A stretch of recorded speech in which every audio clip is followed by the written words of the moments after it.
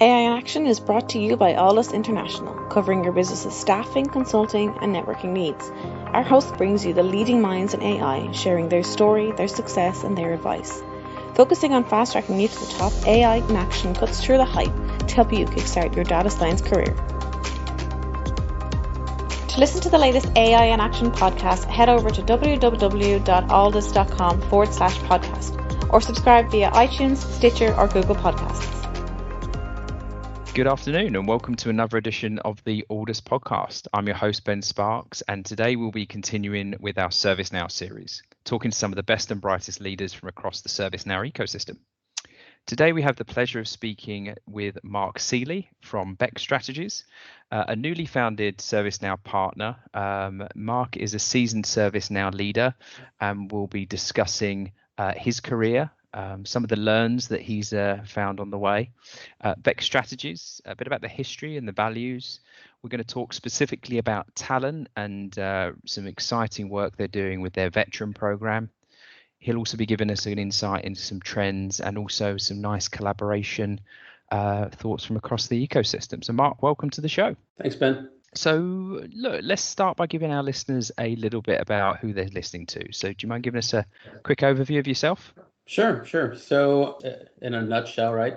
Been in the IT industry well over 20 years. Started out in the U.S. Army doing communications, came out of the Army, learned the translation into the commercial world, worked with PCOM, Windstar, other point-to-point telcos. When the telcos crashed, then I moved into working with MSOs. So Time Warner Cable, which is gone now, and Secor, which has been acquired and moved on, and into Aris and Columbus Communications. So sort of a transition there over time, and into from telco to IT. Getting into IBM, HP, and eventually Infosys, a global elite partner with ServiceNow. During that time frame, probably my biggest transition was with Columbus Communications from telco MSOs to and cable MSOs to IT in that area, where I was actually managing their network management systems. So what that entailed was their entire Tivoli suite, right? So NetCool, Omnibus, network management, and different platforms.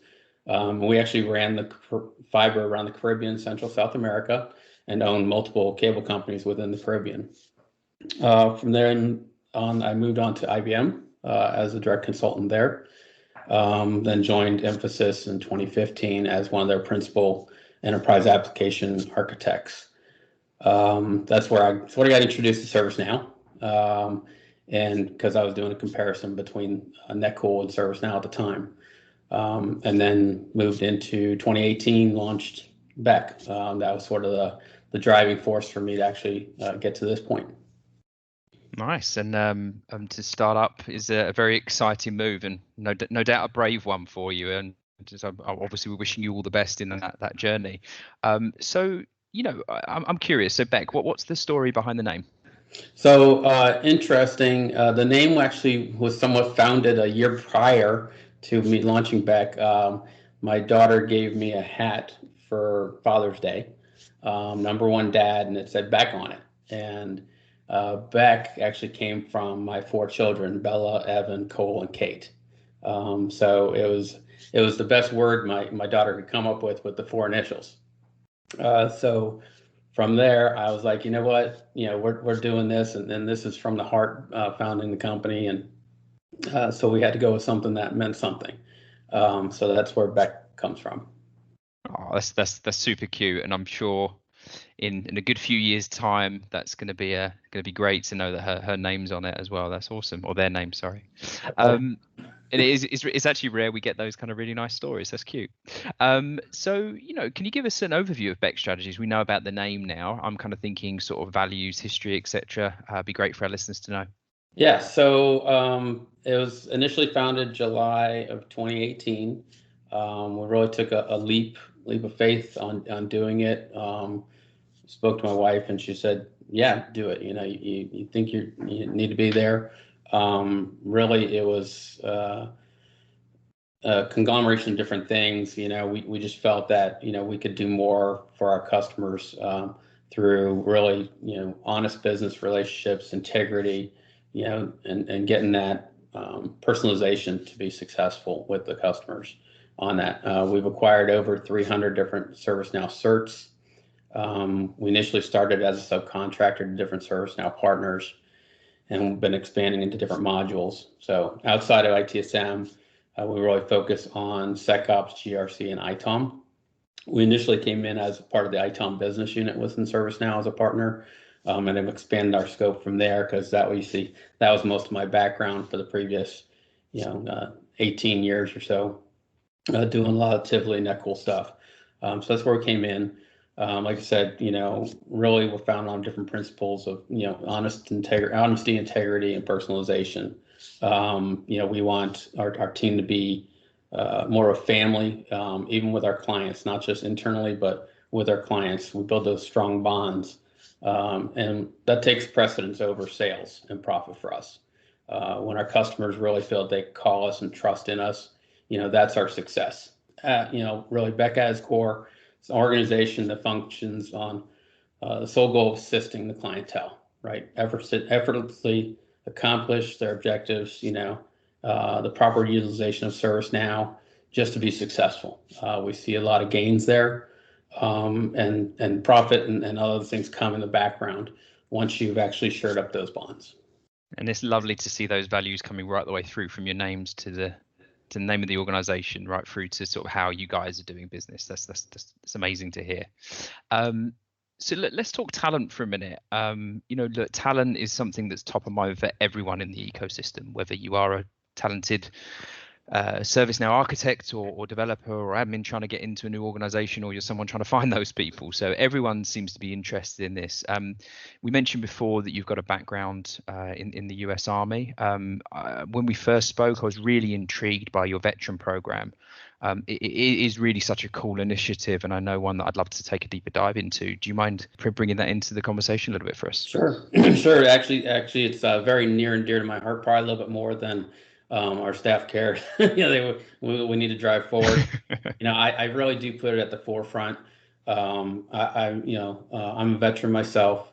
That's why we're a service disabled veteran-owned company.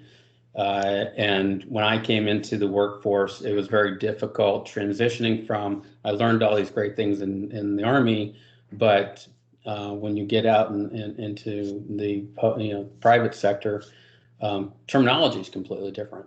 And it's difficult translation on that. And then you may have this resume, but it doesn't translate. So there's different things that actually sort of hinder you when you're moving out of the military presence or DoD infrastructure into the public sector or private sector.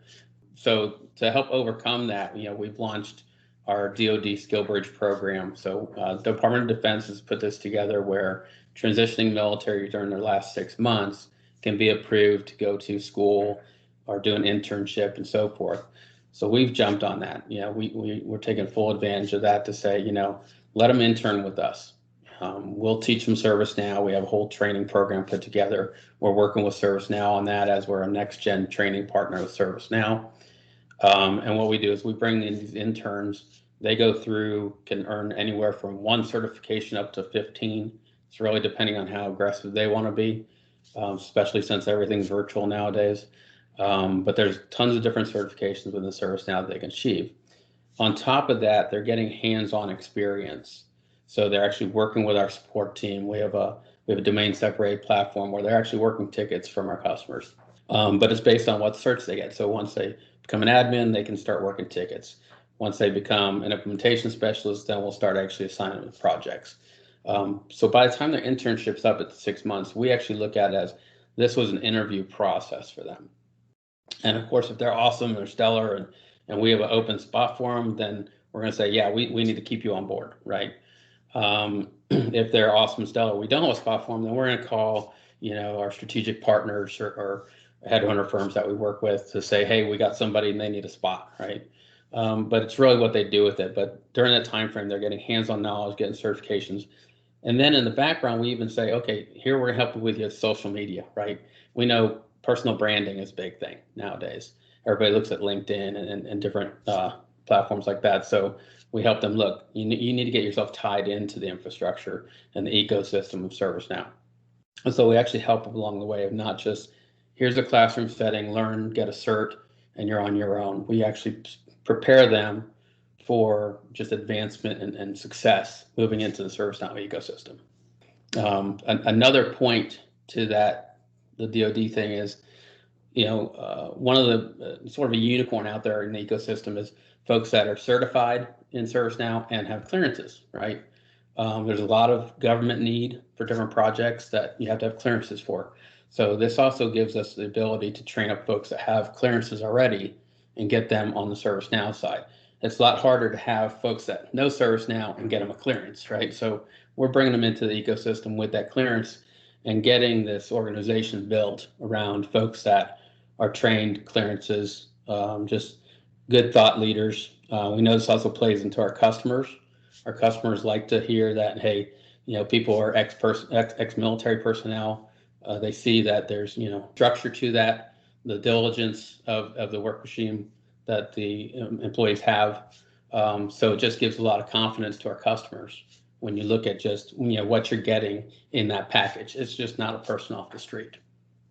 Wow, there's so much cool stuff there, and I think again, it's really nice to see that you're not only upskilling, you're teaching how, and also like you said, you're helping yourself, the candidate, and also the wider ecosystem there, right? Especially when you're looking at those kind of niche areas, especially when we're touching on security clearance, mate. That's such a cool initiative, and Sean, I'm sure you're super proud of it as well. We're excited to see how it launches during this year. We have tons more interest in it, and it's just, there's so much to unpack with it that it's going to grow, and it's really become a big effort on my part, more so than other parts of our business. Nice, I love it, and we'll no doubt do a follow up in 2021 with you and see how that's all coming together. I'm sure that's a podcast on its own, actually. It could be. Awesome, mate. And so let's talk about digital transformation. Yes, from a ServiceNow perspective, but potentially even sort of more holistic than that. Look, what's of top of mind for you and your sort of teams and clients at the moment? And I'm thinking, what's happening now, but also looking into the future, because of course you have a magic crystal ball that you're looking into, and you can predict everything that's going to happen. So talk to me about what the future is looking like in those worlds. Well, I think I have three main things that I look at, and I've probably looked at them for a while now, and not necessarily just into the new year. But IT is no longer leading the charge when we talk about automating and streamlining services, not just through ServiceNow, but every platform. When you look at the driving force of ServiceNow, the initiatives, instead of the partnerships that will be forged between IT and non-IT counterparts is the big thing. These non-IT teams, HR, governance, things like that, are actually being more proactive to drive the planning and decision making. So where in the past you had IT was sort of, hey, we know what's best for you technology-wise, this is going to save the day. And they would sort of push those products on all the other business units within a company. So you don't have that anymore, right? It's flipping. The other business units are saying, no, this is what we need, right? This was great to work with before, but these are the things we actually need to be more successful. And ServiceNow has done a good job with their entire workflow, workflows to make work easier. The great concept, right? Because that's really where it comes from, is building the bond between the different departments over those workflows. So you don't necessarily have IT leading the charge at this end anymore. It's the businesses driving it from different perspectives, different business units. And so the CIO is obviously very, will continue to be valued, for their technical expertise, but they're being called upon to develop and lead this transformation in a different way. Right, so now they're sort of bridging the gap amongst IT technical stuff and strategic business goals. So their scope, when you look at CIOs or senior management, is expanding. Right, it's not so focused in that IT infrastructure. So it's going to revolve around improving the customer experience as a whole. And then you see that, and it sort of took off a lot more last year, I think, and definitely will moving into the new year with more and more folks working remotely, right? We need different sort of access now. When you look at service portals, things like that, it's about what's the end user experience. And when you look at IT as a whole, businesses internally are competing with things like Amazon externally. What I mean by that is, as a user or just a general business person in a company, you go home, you're on Amazon, you know how to click through these buttons, Facebook, whatever it might be. And then you go to work and everything's completely different. So now there's sort of this drive to say, we need that same customer experience that Amazon's giving or whatever those companies are internally, so it's easier for all the folks to develop and move quicker through processes instead of having sort of these stringent lockdown IT processes. So that's a couple things in there to digest. Just a little bit. Yeah, I can sort of go off a tangent there. But then right, I love it. And these all really play together. But as an organization, right, the organizations are automating delivery and management of enterprise services, right, using ServiceNow. The employees are getting more hands-on, and so the organization is learning how to channel this human talent. So you start out with businesses saying this is what we need, CIOs saying, hey, we can transform our IT into a customer experience, right? And then all of a sudden you have the employees that are getting the results of these, and they're the ones getting hands-on, and that's going to drive the bottom line results, right? Most importantly, it's just going to lead to enhanced and optimized customer experience. So because there's more just communication over the stretch. Over the next few years, organizations will learn how to use AI effectively to improve, not hinder. Right? We've seen it in the past, too many bots, questions, too many conversations with robots. Interesting. And it almost hinders your experience. It frustrates people. So that's still being developed. There was a big push last year for more AI, but it needs tweaking and needs to get there.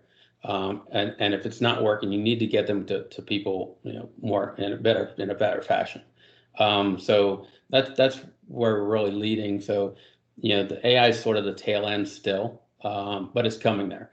People are realizing we need to make sure the customer experience is right before putting more AI in place.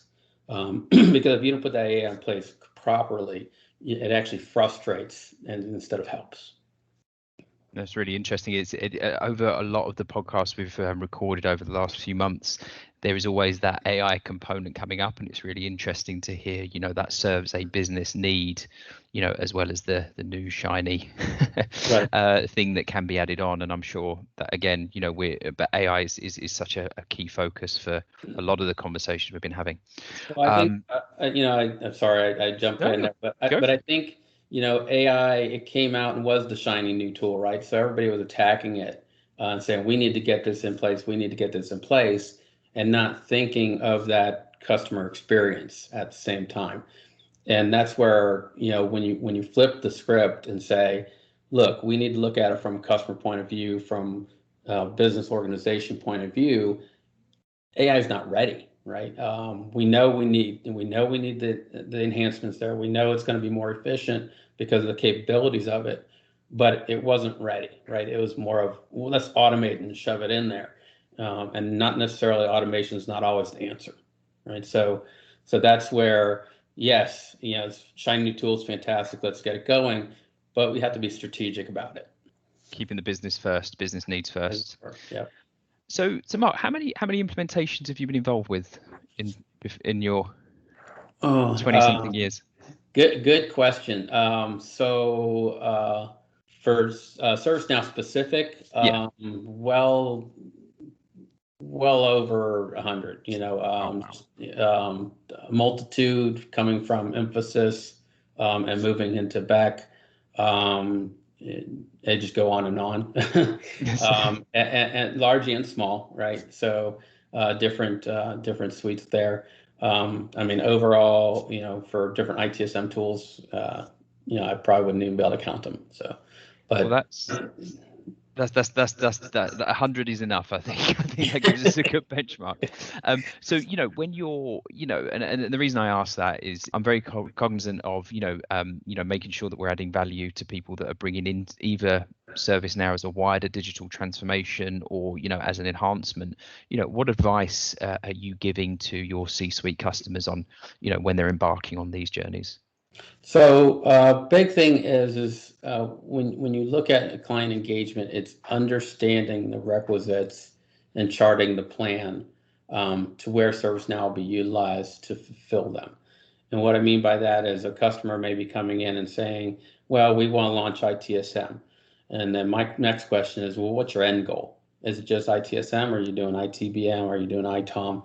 What is the overall goal? Because you have to understand the entire play roadmap of what the customer wants to do to understand how to deploy the initial application. If you don't take those into consideration, then you can be sort of building them into a corner. So one thing is charting that right plan and making sure that's up at the forefront. With that comes in communication, right? Having that strong communication, that's the priority to the entire thing. Discussing the requirements, it's the measure twice, cut once theory, right? Making sure that is really honed. You've got the discussion out there, how to build it right, what's the solution for testing and deployment, but it's all based on communication. The chances for the failed product launch is much higher if there's a lack of interaction with the client, right? If I'm just grabbing some requirements real quick, building stories, and then showing them at the end, hey, this is what we built for you, chances are they're going to hate it. They're going to say, that's not what we thought, because guess what? I'm not a mind reader, right? None of us are. I knew exactly what was their mind to be easy. So what we have to do on the forefront is make sure we chart that path to where we get as much that we can out of their minds, and start seeing the same picture they're seeing. And that builds off that communication. So when we go through a deployment, we make sure that we're sometimes over communicating a little bit to say, look, here we're doing show and tells with you. Is this what you expected? Because at that point they can say, well, no, I thought it was completely different, right? And sometimes it's a minor tweak. But if we wait till the end of the project, then that minor tweak that could have been early on turns into a completely revamp, right? So we have to make sure we're communicating all the way through with the client, make them a part of the journey with us. And that's what will actually develop their vision and make it successful. Awesome. And what about companies that are sort of maybe more mature in that journey, have more mature ServiceNow instances? What's next for those organizations? So really what we're seeing there is folks that are stepping into the next level, right? They're focused on the increase in security threats, more government restrictions. So SecOps and GRC are really just the natural maturity. Out the gate, 99% run ITSM. That's what go after. ITOM, your operations, obviously that's another, out of the gate or parallel or maybe right along, right behind ITSM, because that's your foundation. But to take that next move, you need to start looking at the SecOps, GRC, and that's where we see a lot of the folks that already mature with the ITOM and ITSM are moving to those areas because they see a growing need there. You have the government coming out with new processes for CMMC, which is basically if you're a government contractor, if you haven't been certified on this, you can't do any contracting work for the government. Obviously, that's a big restriction for GRC to get involved. When you have the recent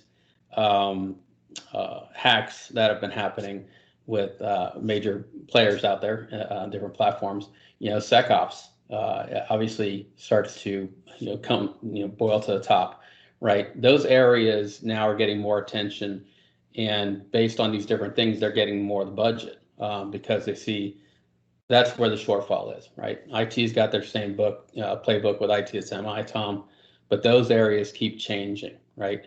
And it's changing from outside forces, hackers, government policies, different things like that. So they have to do that. It also helps bridge the gaps between those departments. When you look at monitoring, auditing, a lot of the larger companies, they have different silos. When you look at their auditing team, GRC, SecOps has maybe their own tools they're using. So ServiceNow actually gives them a platform to bring it all together, where I can actually have a workflow from one end of the spectrum, from GRC all the way through operations management, right, and vice versa. So that just brings it into the whole picture into one pane of glass for them. Excellent. And I know you wanted to talk about partners and partnering in the ecosystem. Yeah, so partners are big for us. We actually came into the ecosystem really subbing for a lot of partners. It was a way to get started. It jumpstarted us quite a bit, and we still do it. We have a great ecosystem, great players to deal with. There's obviously pros and cons, right? We've managed to find some partners to build some strong alliances with and support each other, right? So we're filling the gaps that they need. They can fill the gaps that we need. Because you never want to be the partner that says we can do it all. Whenever a partner says that, you need to cringe, right? Because they probably can't, right? But now what I can do is I can do everything for my customer. And when I look at my customers, that's where a strategic partner and we're transparent to our customers. Say, hey, we don't cover that section, but we have a partner that we're going to bring in and do that for you to make sure they get the right people in front of them, and we maintain our trust with the customer. So, just getting the right personnel, the right certifications to get the job done properly is key to us, because that just keeps that ongoing integrity and trust along the way.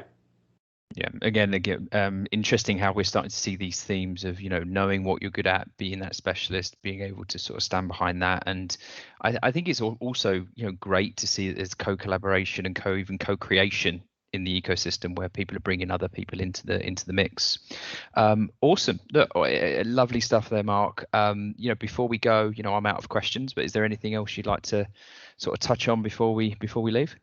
Sure. Really for customers looking for the right experience to go along with the ServiceNow platform, Beck's here to help.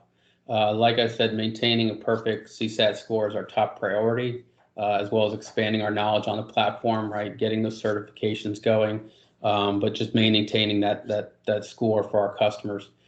Beck's poised to be at the attaining rank of elite or global elite ServiceNow partner here in the near future. So we're going through leaps and bounds with that. The organization aims to lend its expertise in ServiceNow and the growing federal and higher education markets within the country and beyond, if possible, through this year. So just, that's where we're at, really honesty, integrity, and looking for our customer success. Mark, it's been an absolute pleasure, and Alldus definitely wish you all the best on your journey to elite or global elite partner. It's an exciting time for you guys. Thanks very much for your time. Thank you. Appreciate it. AI in Action is brought to you by Alldus International, covering your business's staffing, consulting, and networking needs. Alldus offer an exec search program. Alldus can help you discover how data science and AI can transform your company. With our unrivaled network of C-suite executives and senior AI professionals, we offer retained search services across the US and Europe. Get the Alldus advantage. Become a member of the Alldus community and enjoy some of the following: AI meetups. Once a month, our community gathers to listen to some of the leading experts in the world of data science and AI. Our speakers come from all over the world, including Dublin, Boston, and Frankfurt. We also have our AI mentors. Our experts will provide mentoring to Alldus members. And don't forget our AI in Action podcast. Each week we have guests from all over the world talking us through their education, career, and more. Become an Alldus member and get the Alldus advantage. For more information and to sign up for our newsletter, log on to www.alldus.com. That's www.alldus.com. Alldus International, empowering through AI.